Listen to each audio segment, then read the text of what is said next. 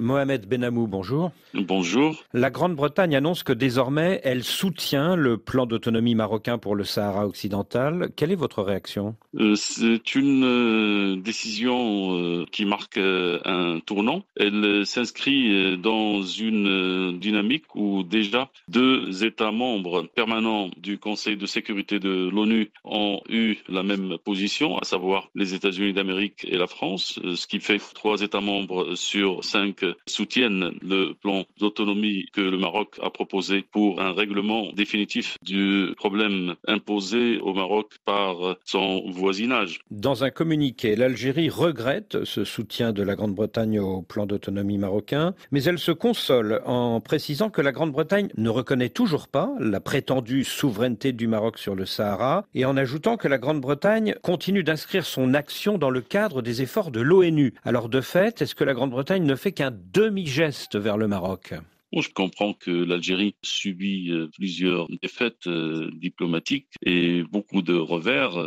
Maintenant, je pense que le réalisme veut que l'Algérie un petit peu sorte de cette vision et cette approche qui est caduque et dépassée. On doit être tourné vers l'avenir. Nous avons besoin de sortir de cette impasse. Nous avons besoin d'un règlement définitif et durable de ce différend régional. Je pense que c'est un moment où en Algérie, il faut revenir à la raison et on peut se tromper sur un choix. Le plus grave, c'est de persister dans le mauvais choix. Alors, comme vous l'avez dit, après les États-Unis et la France, voici donc avec la Grande-Bretagne un 3e pays membre permanent du Conseil de sécurité de l'ONU qui soutient officiellement le plan d'autonomie du Maroc pour le Sahara occidental. Mais la Russie et la Chine restent sur la même position que l'Algérie, à savoir un plan qui prévoit un référendum d'autodétermination du peuple sahraoui sous l'égide de l'ONU. Est-ce que du coup, le Conseil de sécurité n'est pas désormais coupé en deux ? Est-ce qu'on ne va pas vers un blocage qui pourrait durer plusieurs dizaines d'années ? Je pense qu'il faut quand même apporter beaucoup de correctifs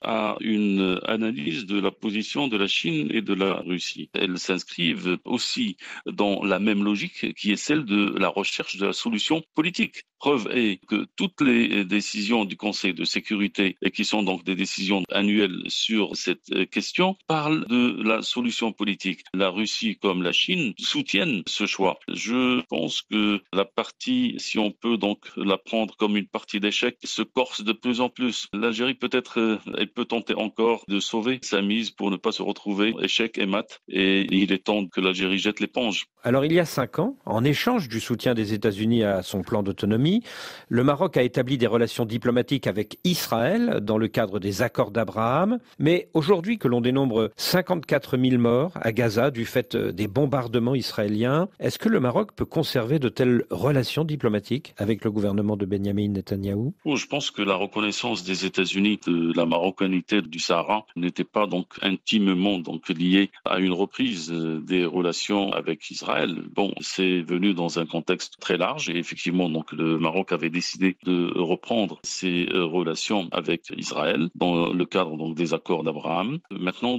on se focalise beaucoup sur le Maroc, mais beaucoup de pays arabes donc ont des relations normales et normalisées donc avec Israël, la Jordanie, l'Égypte, le Qatar et j'en passe.